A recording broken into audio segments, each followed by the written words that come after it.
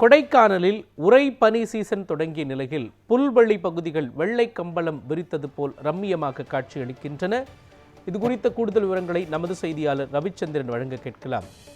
ரவிச்சந்திரன், இவ்வளவு பனி பெய்து வரக்கூடிய நிலையில் உறை பனியாக இருக்கக்கூடிய சூழலில் சுற்றுலாவிற்கு எந்த அளவிற்கு ஏதேனும் தாக்கம் ஏற்பட்டிருக்கிறதா? சுற்றுலா பயணிகள் ரெகுலராக வராங்களா?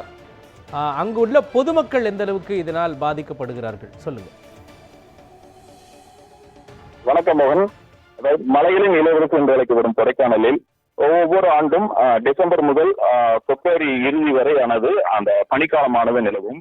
இதில் குறிப்பாக டிசம்பர் 2வது வாரம் முதல் பிப்ரவரி மாதம் வரை கடுமையான உறைபனியானது நிலவும். இந்த சூழ்நிலையில் கடந்த சில நாட்களாக அதாவது நீர்ப்பனியாக நிலவி வந்தது. இன்று காலை ஏரிச்சாலையில் உள்ள அதாவது நீர்பிடிப்பு பகுதியிலான அனைத்து பகுதிகளிலும் உறைபனியானது கடுமையான அளவில் இருந்து வருகிறது. மேலும் இன்று அதிகாலை கொடைக்கானலில் நிலவி வந்த அந்த அளவானது 5 டிகிரி செல்சியஸ் நிலவியதால் இந்த உறைபனியானது கடுமையாக உள்ளது மோகன். மேலும் இந்த உறைபனி காரணமாக காலையில் நடைபயிற்சி மேற்கொள்வோர் கொஞ்சம் சிரமப்பட்டு வருகின்றனர்.